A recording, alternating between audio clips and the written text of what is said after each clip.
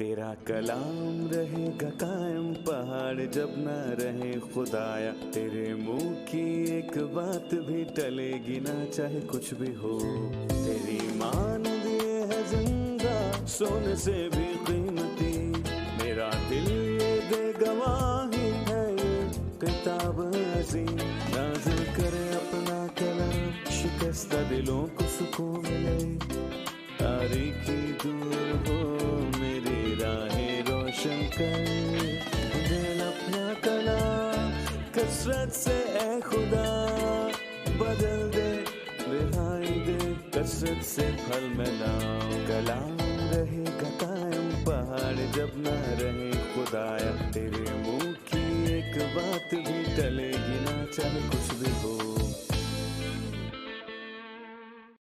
عزیز ناظرین، میں Ayad Zarif آپ سب دیکھنے والوں کو ہمارے روز کے بائبلی مطالعہ پروگرام کی اس نئی قسط میں خوش آمدید کہتا ہوں۔ ہم احبار کی کتاب کا مطالعہ کر رہے ہیں اور ہم اس کے 15ویں باب پر پہنچ چکے ہیں۔ میں چاہوں گا کہ آپ اپنی بائبل مقدس کھولیے اور ہمارے ساتھ مطالعے میں شامل ہو جائیں۔ میں آپ کو بتانا چاہتا ہوں کہ اس مطالعے میں ہم بائبل مقدس کی تمام کتابوں کا مطالعہ پیش کر رہے ہیں۔ اگر آپ گزشتہ ایک ساتھ دیکھنا چاہتے ہیں تو ہماری ویب سائٹ وزٹ کیجیے، آپ کو وہاں پر یہ مل جائیں گے۔ اور اگر آپ کا کوئی سوال ہو تو اور وقفے کے دوران دیے گئے نمبرز پر آپ ہم سے رابطہ بھی کر سکتے ہیں۔ لہٰذا 15واں باب شروع کرنے سے پہلے میں خدا کے خادم بھائی یوسف ریاض کو اسٹوڈیوز میں خوش آمدید کہنا چاہوں گا۔ بہت شکریہ بھائی۔ ساتھ ہی ہمارے دیگر مہمانوں کو بھی خوش آمدید۔ بھائی یوسف، سب سے پہلے ہم 15ویں باب کا عنوان جاننا چاہیں گے۔ یہاں ہم ناپاکی کا چھٹا اور آخری نشان دیکھیں گے جس کا لوگ یا خدا پرست اسرائیلی اپنی زیارات یا سفر کے دوران تجربہ کریں گے۔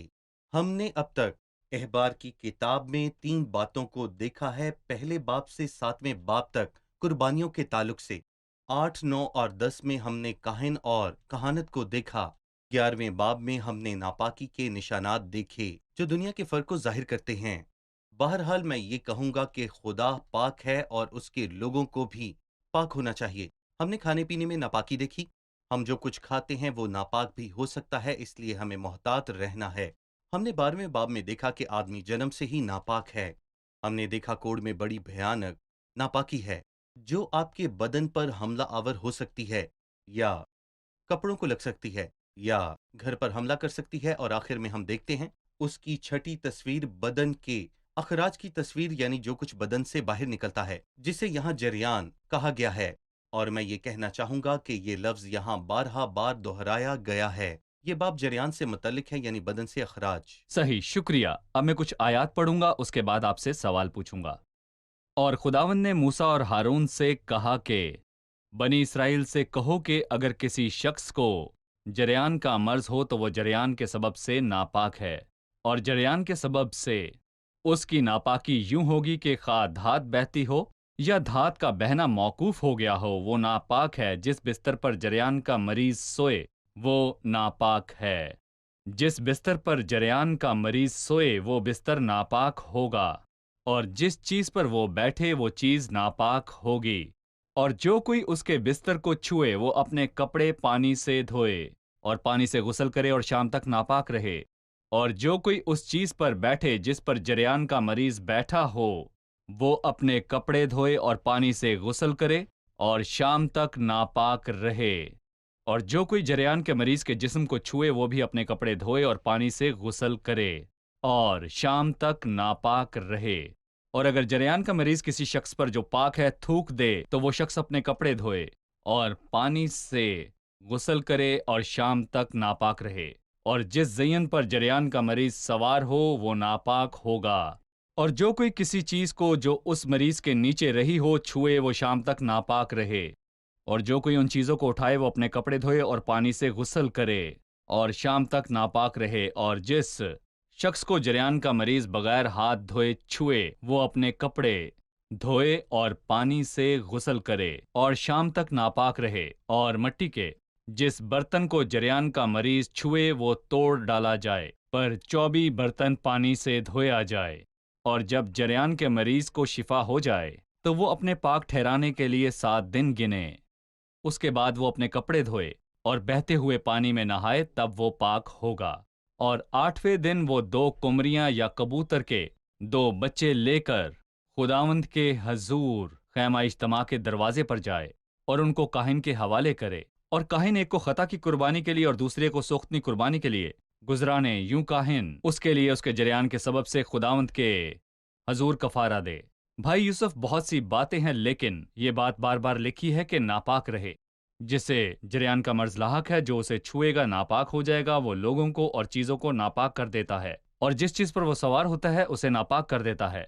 हर सू नापाकी का आलम है। हमें इस बीमारी या लाचारी में क्या दिखाई देता है? बदन से इखराज होने की बीमारी?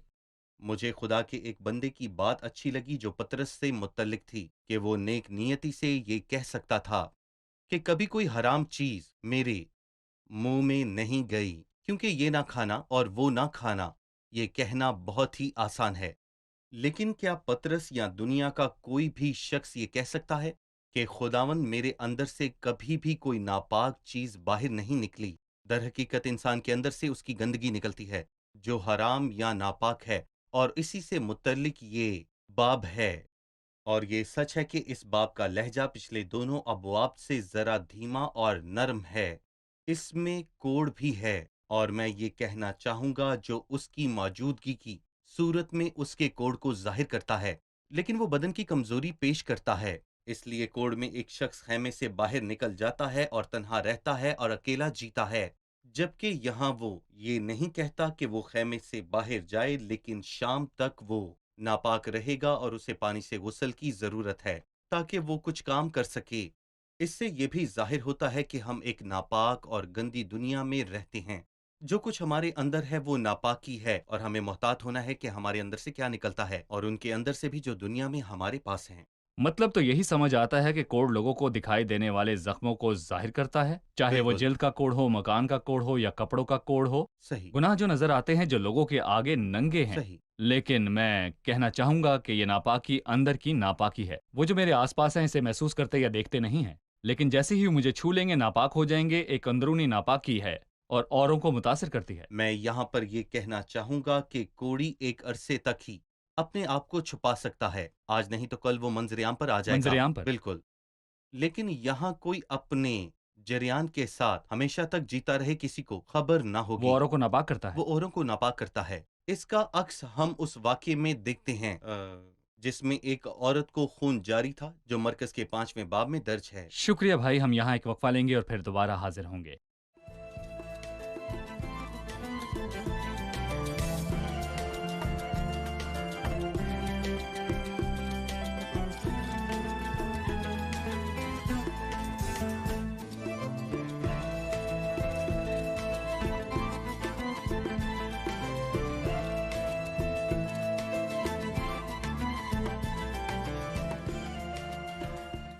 आपने बदन के अखराज की बात काफी मर्तबा की, हम इसकी वजाहत चाहते हैं।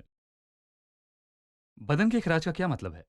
जी बिल्कुल, मैं कहना चाहूंगा कि लफ्ज बदन के बाइबल में 2 मतलब पाए जाते हैं। यूनानी में जिसमें नया अहदनामा लिखा गया था, हमें 2 लफ्ज मिलते हैं, सार्कस और सुमा, जिसको उर्दू जुबान में बदन और गोश्त कहते हैं। अफसोस कि हमारे पास एक ही लफ्ज है, लेकिन हम सियाको सबाक से ये समझते हैं कि खून और गोश्त में क्या फर्क है। लिखा है कि क्योंकि कभी किसी ने अपने जिस्म के साथ दुश्मनी नहीं की, बल्कि पालता और परवरिश करता है, जैसे मसीह ने कलीसिया के लिए किया। मैं इसको खुदा के लिए इस्तेमाल करता हूँ, लापरवाही नहीं करता। और बदन की लापरवाही करना काफिराना सोच है, जो कि बाइबल की सोच से बहुत ज्यादा दूर है। इसलिए ये ऐसा नहीं है, लेकिन जब वो हमसे कहता है आप रूह के वसीले से बदन के कामों को नेस्तो नाबूद करते हैं, क्योंकि अगर हम इस बदन के मुआफिक जिंदगी गुजारें तो हम मरेंगे। यहाँ उसकी मुराद उस गिरी हुई फितरत से है जिसके साथ हमने अपने वालिदैन से जन्म लिया, जो कि इस बदी की फितरत से बिल्कुल भी जुदा नहीं। मतलब कि जब खुदा ने हमें नए सिरे से पैदा किया, उसने पुरानी फितरत को ठीक नहीं किया, रहने दिया। उसका ठीक करने का इरादा नहीं, वो इसको मिटा देगा जब वो अपने लोगों के लिए आएगा। जबकि हम जमीन पर रहते हैं, हम में दोनों तरह की फितरत पाई जाती है। नई फितरत जो मैंने खुदा से पाई, वो फितरत इलाही फितरत है, और इस इलाही फितरत के वसीले से हम दुनिया की बदी से बचते हैं जो हमारी दुनिया की ख्वाहिश से पैदा होती है। लेकिन हैवानी फितरत गुनाह पसंद करती है, और मुझे इसका ख्याल रखना है। और मैं रूह से बदन की गिरी हुई फितरत के कामों को नेस्तो नाबूद करता हूँ। जब वो कहता है कि मैं अपने बदन को मारता कूटता और उसे काबू में रखता हूं, तो इससे मुराद बदन नहीं बल्कि खून और गोश्त है। लेकिन आपने बताया कि बदन के लिए एक और लफ्ज है, या बिल्कुल बदन का एक और रुख है, यानी सही, गिरी हुई फितरत। बिल्कुल इसलिए इस बदन को नजरअंदाज करने की कोशिश करना बाइबल के खिलाफ है, जी। और इस बदन को तबाह करना भी बाइबल के खिलाफ है, क्योंकि कोई बदन से दुश्मनी नहीं करता बल्कि उसकी परवरिश करता है। लिहाजा बताइए कि बाइबल बदन को नजरअंदाज करने की कोशिशों के बारे में क्या कहती है। तो जैसा कि मैंने आपको पहले बताया, ये हरगिज मसीही सोच नहीं, और ना ही हमें खुदा के कलाम में कोई दलील मिलती है कि बदन को नजरअंदाज करें, बल्कि ये तो एक काफिराना सोच है। और चूंकि ये एक काफिराना सोच है, ये काफिर दूसरी सदी में मंजर आम पर आए, लेकिन इनकी बातें शुरू हो चुकी थीं, और पालूस ने कुलसियों के नाम अपने खत में इसी काफिराना सोच का जवाब दिया, जो कि खुदा के कलाम से मीलों दूर है। और हमें कुलसियों के दूसरे बाब में इस सोच के मुतालिक कुछ मिलता है, जिसके बारे में अभी आप बात कर रहे हैं।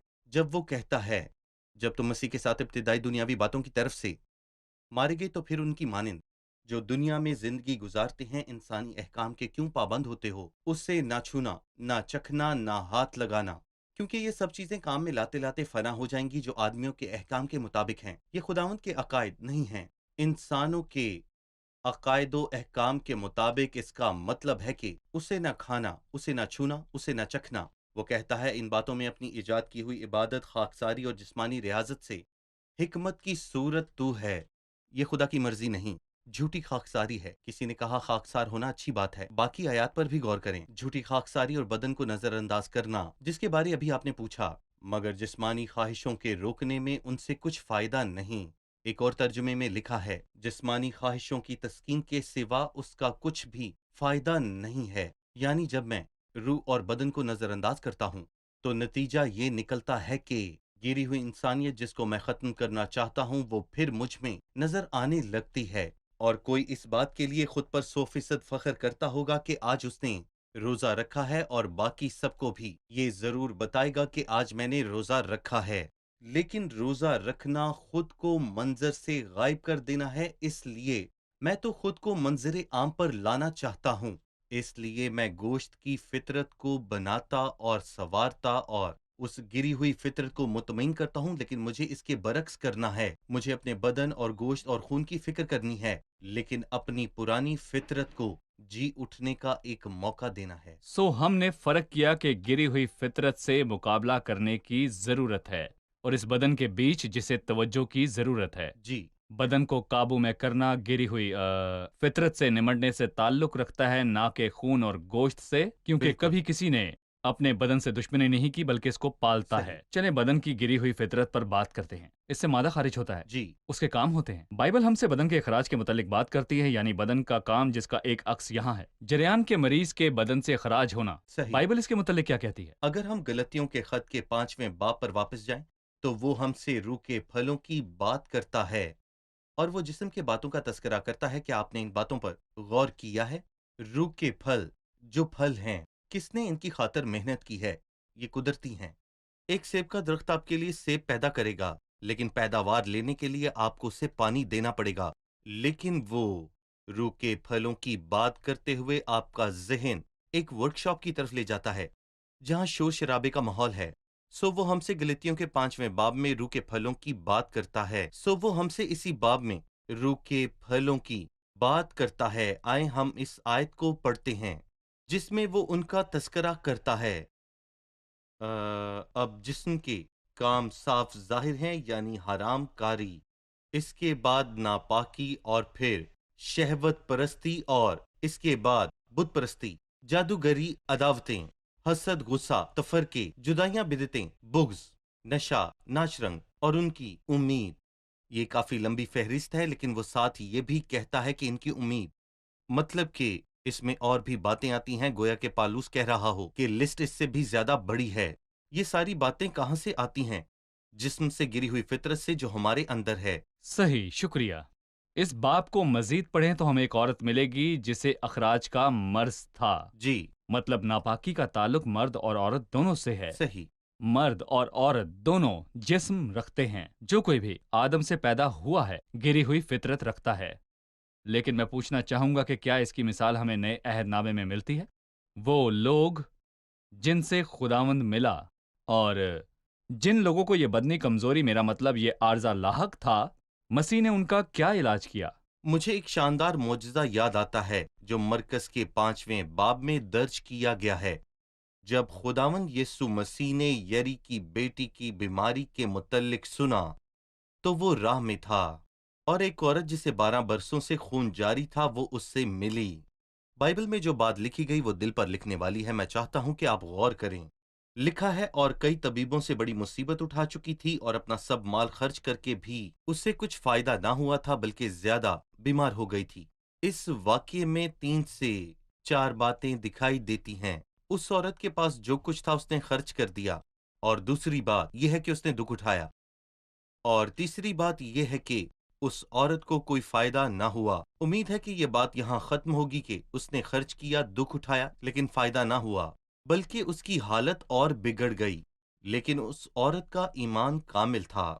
उसने कहा, मैं खुदावंद को तंग नहीं करूंगी, उसे नहीं रोकूंगी, मैं सिर्फ उसके कपड़े को छूकर शिफा हासिल करूंगी।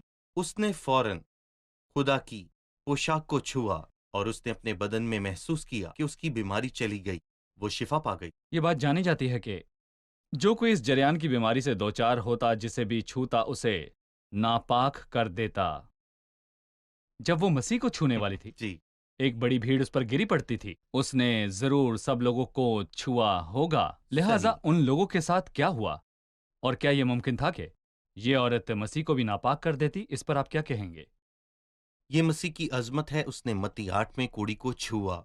उसने कोड़ी को छुआ और वो उसके छूने से नापाक ना हुआ। नापाक होना तो दूर की बात, हुआ यूं कि उल्टा कोड़ी पाक हो गया। मसीह कोड़ी को छुए बगैर भी शिफा दे सकता था, लेकिन उस शख्स को जरूरत थी कि वो उसे छू जाए। शायद शिफा से भी ज्यादा कोई से ना छूता था।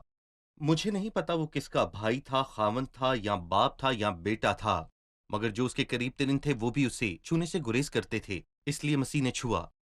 उसने पहले उसके दिल को शिफा दी, फिर उसने उससे कहा, मैं चाहता हूं तो पाक हो जाए, और कोड़ी पाक साफ हो गया। और यहां पर वो औरत जिसके 12 बरसों से खून जारी था, उसने छुआ। मसीह की नापाक होने की बात तो दूर, बल्कि वो औरत ना सिर्फ पाक साफ हो गई, बल्कि उसने अपने जिस्म में महसूस किया कि वो शिफा पा गई है। और मसीह ने कहा, तेरे ईमान ने तुझे अच्छा किया, सलामती से चली जा। ये आदमी जो जरियान के मर्ज में मुब्तला था, अगर वो लोगों को हाथ लगाता तो उन्हें नापाक कर देता। अगर किसी जानवर पर सवार होता, यहां तक कि जानवर भी जो शरीयत के एतबार से हकीकतन नापाक कहलाते नापाक। थे, वो उन्हें भी नापाक कर देता। वो हर तरफ नापाकी फैलाता। मैं इससे एक और सबक भी निकालना चाहूंगा कि जिस्म और उसका अखराज किसी तरह से आसपास के माहौल पर असरअंदाज होते हैं। अगर वो एक इज्तिमा में दाखिल हो तो वो क्या कर सकता है? एक जमात में क्या कर सकता है? वो जिस्म क्या करता है भाई यूसुफ?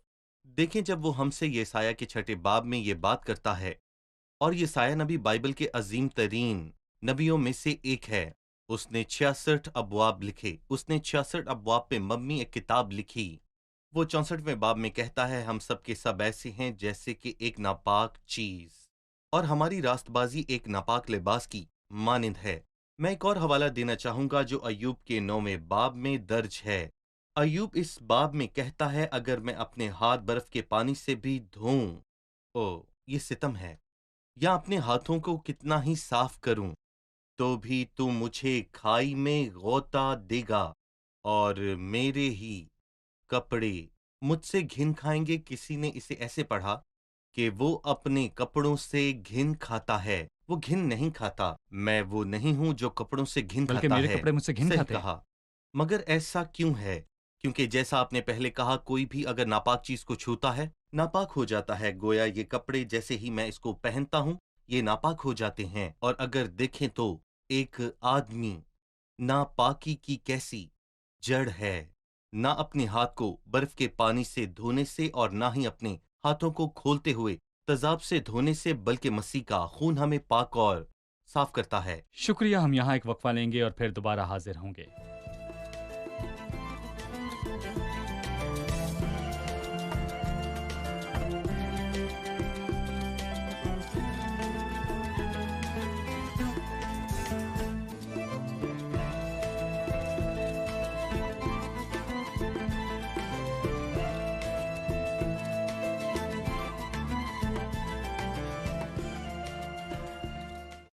آپ کے مطابق بدن کے بائبل کے روح سے دو مطلب ہیں، ایک خون اور دوسرا گوشت ہے جسے ہمیں پالنا اور اس کا خیال رکھنا ہے، اور دوسرا مطلب ہے اپنے بدن کو قابو میں کرنا اور اس پر غالب آنا۔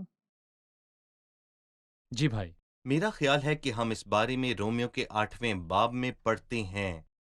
میں ایک حصہ آپ کے سامنے پڑھوں گا اور اس کی تشریح کروں گا، جہاں لکھا ہے 8ویں باب کی 12ویں آیت، پس آئے بھائیو ہم قرض دار تو ہیں، یعنی کہ ہم عہد کے پابند ہیں، مگر جسم کے نہیں کہ جسم کے مطابق زندگی گزاریں، کیونکہ اگر تم جسم کے مطابق زندگی گزارو گے تو ضرور مرو گے۔ اس کا مطلب ہے اگر میری زندگی کا قانون اپنے بدن کو خوش کرنا ہے اور جو میری گری ہوئی فطرت کہتی ہے میں وہی کرتا ہوں، تو میں اخلاقی اور ابدی طور پر مر جاؤں گا۔ لیکن اگر روح سے بدن کے کاموں کو نیست و نابود کروں گا تو جیتا رہوں گا۔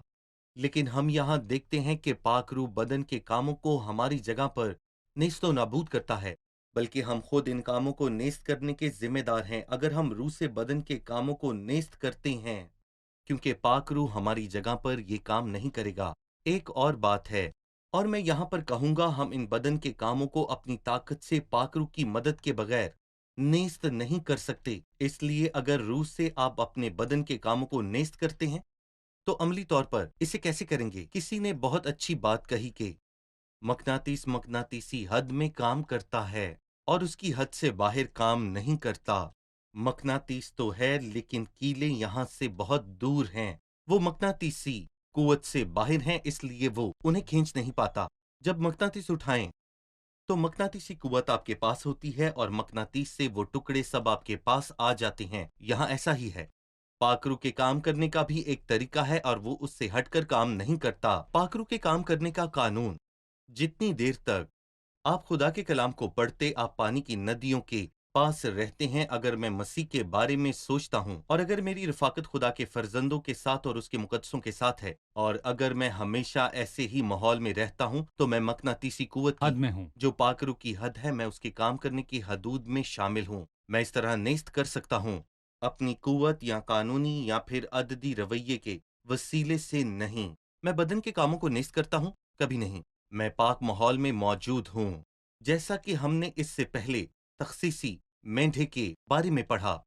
میں نے اپنے ہاتھوں کو مسیح سے بھر لیا، اور جب آپ میرے پاس آ کر مجھے کہیں گے کچھ اور لے لو، تو میں آپ سے کہوں گا کہ میرے ہاتھ خالی نہیں، میرے ہاتھ مصروف ہیں، ذہن آنکھیں مصروف ہیں، میرے پاس ناپاک کے لیے جگہ نہیں۔ اور اسی طرح آپ روح سے بدن کے کاموں کو نیست کریں گے۔ میں نے انجیل کو پڑھا اور ایک گروہ سے واقف ہوا جو فقی اور فریسی کہلاتے تھے۔ جی، ان کے پاس بدن تھا اور بدن کے تمام مسائل تھے۔ وہ بدن کے ننگے پن کو اور گری ہوئی فطرت کے مسائل کو ڈھانپنا چاہتے تھے، چند باہری مذہبی رسومات کی ادائیگی کر کے یا ایسے کام کر کے جنہیں لوگ اچھے کاموں کے طور پر دیکھیں۔ جاننا چاہتا ہوں انہوں نے کیا کیا اور خداوند نے انہیں کس طرح سے جواب دیا، ان کی تردید کیسے کی اور کس طرح ان کے غلط کاموں کو بے پردہ کیا جو وہ کیا کرتے تھے۔ آپ یہ کہہ رہے ہیں کہ وہ بات تمام اناجیل میں ملتی ہے، لیکن میں ایک واقعے کا حوالہ دوں گا جو کہ بہت واضح اور فیصلہ کن اہمیت کا حامل ہے۔ مرکز کا 7واں باب، وہ یروشلم سے گلیل آئی۔ یہ لمبا سفر تھا، خداوند یسوع سے ملنے کو نہیں، ایمینول سے ملنے کو، جس کا ترجمہ ہے خدا ہمارے ساتھ ہے، بلکہ وہ مسیح سے ایک بیکار اور بیجا سوال کرنے کو آئے کہ تیرے شاگرد بغیر ہاتھ دھوئے کھانا کیوں کھاتے ہیں؟ یہاں وہ بہت سی پاکیزگی کی باتیں کرتا ہے جن سے یہ باب بھرا پڑا ہے۔ دراصل مسیح، جیسا کہ کہا جا سکتا ہے، ناخوش تھا۔ مسیح ان کے مذہبی روپ سے جو کسی کام کا نہیں تھا بہت ناخوش تھا، اور پھر ان سب کی بالکل یہ ایسا نہیں تھا، لیکن خدا ان کے اس رویے سے بالکل بھی خوش نہیں تھا، اور اس نے ان سے کہا کہ اور تم کہتے ہو کہ تم اپنی ہی سی کہتے ہو، نہ کہ خدا کے کلام کی۔ یہ مرکز کے 7ویں باب میں درج ہے۔ اس نے ان سے کہا کیوں اندر سے آدمی کے دل سے، اور پھر ایک بھیانک فہرست مرکز کے 7ویں باب میں بیان کرتا ہے، برے خیال، حرام کاریاں، چوریاں، خون یہ سب ریزیاں، کچھ بدن کا یہ خراج ہے۔ جسم کا خراج ہے جو مسیح نے مرکز کے 7ویں باب میں بیان کیا۔ مگر ہمارے پاس ایک علاج ہے۔ ہاں، ہمارے پاس علاج ہے۔ مسیح نے یوحنا کے 13ویں باب میں یہ فرمایا ہے کہ جو نہا چکا ہے مکمل طور پر نئے سرے سے پیدا ہونے کے وسیلے سے خدا سے پیدائش، جس نے مجھے نئی فطرت بخشی، لیکن وہ جو نہا چکا ہے نئے سرے سے، سر تا پاؤں تک نئے سرے سے پیدا ہوا ہے، اسے ایک بات درکار ہے، اسے پاؤں کے علاوہ کچھ اور دھونے کی ضرورت نہیں، وہ سراسر پاک ہو چکا ہے۔ کیونکہ ہم ایک گندی اور ناپاک دنیا میں رہتے ہیں، ہمیں بار بار اپنے پاؤں دھونے کی ضرورت ہے۔ شکریہ بھائی، ہم پروگرام کے اختتام پر پہنچ چکے ہیں۔ آئیے مہمانوں سے رائے جانیں۔ آج کے پروگرام سے آپ نے کیا سیکھا؟ ہم نے سیکھا کہ بدن کے کاموں کو نیست کرنا ہمارا کام ہے، اپنی قوت سے نہیں بلکہ پاک روح کی مدد سے۔ یہ عملی طور پر کس طرح ہوتا ہے؟ مسیح پر غور کرنے سے، ایمانداروں کی سنگت سے اور خدا کے کلام کے قریب رہنے سے۔ جب تک میرا ذہن اور سوچ خدا سے پر ہے، میں بدن کے کاموں کو خود سے ظاہر ہونے کا موقع نہیں دوں گی۔ ہم جانتے ہیں کہ کوڑ ہمارے ظاہری گناہوں کو پیش کرتا ہے، لیکن وہ جو جریان کا مارا ہے اندرونی ناپاکی کو ظاہر کرتا ہے، جو کہ بدن کے کاموں کا عکس ہے، جیسا کہ غلطیوں 5:19 میں لکھا ہے۔ ہم نے دیکھا کہ کوڑ کا انسانوں کے بیچ کوئی علاج نہیں، نہ ہی اس عورت کا جس کے خون جاری تھا اور وہ بہت سے طبیبوں سے علاج کروا چکی تھی اور اس کی حالت مزید بگڑ گئی۔ لیکن ہم مسیح کی عظمت کو دیکھتے ہیں کہ جب اس نے کوڑی کو چھوا تو وہ پاک صاف ہو گیا، اور عورت نے اس کے لباس کو چھوا تو وہ شفا پا گئی۔ شکریہ، خدا آپ کو برکت دے۔ بھائی یوسف، خدا آپ کا برکت بھی دے۔ شکریہ۔ عزیز ناظرین، آج کے پروگرام میں ہم نے سیکھا جو مسیح سے پیدا ہوا جسمانی ہے۔ ہر انسان جو اس روئے زمین پر آیا، جو آدم کی نسل سے ہے، وہ ایک گری ہوئی فطرت رکھتا ہے۔ یہ گری ہوئی فطرت خود کو اخراج کی صورت میں ظاہر کرتی ہے، کیونکہ جسم کے کام تو ظاہر ہیں۔ یہ باہر کی تمام اخلاقی سوجن اندر کے زخم کے باعث ہے جو کھال کے نیچے ہے۔ سب انسانوں میں یہ باتیں پائی جاتی ہیں، یعنی یہ کام جو جسم کے ہیں۔ لیکن اس جریان سے ہم کس طرح جان چھڑا سکتے ہیں؟ بیرونی کوشش کے وسیلے نہیں، اور نہ ہی اسے ان کے کاموں کے پیچھے چھپا کر جو لوگوں پر ظاہر ہوتے ہیں۔ وہ کام ظاہری ہیں، نہ ہی خدا کے حکموں پر ظاہری طور پر عمل کر کے، بلکہ پہلے آپ کو خدا سے نئے سرے سے پیدا ہونا ضرور ہے، کیونکہ نئی پیدائش آپ کو نئی فطرت بخشتی ہے جو خدا سے پیدا ہونے سے ملتی ہے، اور اس نئی فطرت کے پھل ہیں۔ یہ وہ پھل ہیں جو یہ ظاہر کرتے ہیں کہ ہم خدا سے پیدا ہوئے ہیں۔ اس صورت میں آپ پرانی مقناطیسی قوت سے دور رہ سکتے ہیں جو کہ جسم کے کاموں کی قوت ہے، اور ایک دوسرے مقناطیس سے چپکے رہنا جس میں کشش ہے اور طاقت ہے، اور ہم روح سے بدن کے کاموں کو نیست کرتے ہیں۔ بدن کا ہر طرح کا اخراج گندا اور ناپاک ہے۔ جب ہم بدن کے اخراج کو اپنی زندگی کے کسی بھی مسئلے میں جاری رہنے دیں گے، سماجی یا پھر مذہبی یا روحانی طور پر، تو وہ ماحول کو ناپاک کرے گا۔ ہمیں اس گری ہوئی فطرت کے عمل کو اس طرح روکنا ہے کہ ہمیں دوبارہ اس سے لڑنے کی ضرورت پیش نہ آئے۔ ہمیں روح کی رہنمائی میں اور روح کے وسیلے اور روح میں چلنا ہے، اور جسم کی خواہشوں کو پورا نہیں کرنا۔ اگلے پروگرام میں پھر ملاقات ہوگی۔ خدا آپ کو برکت دے۔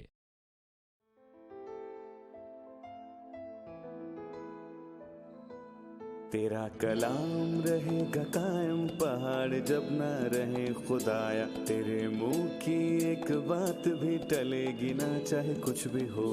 تیری مانند یہ ہے زندہ، سونے سے بھی قیمتی، میرا دل یہ دے گواہی ہے، یہ کتاب عظیم نازل کرے اپنا کلام، شکستہ دلوں کو سکون ملے، تاریکی دور ہو میری راہیں روشن کر، دل اپنا کلام کثرت سے اے خدا بدل دے، رہائی دے کثرت سے پھل میں لاؤ۔ کلام رہے گا قائم، پہاڑ جب نہ رہے خدایا، تیرے منہ کی ایک بات بھی ٹلے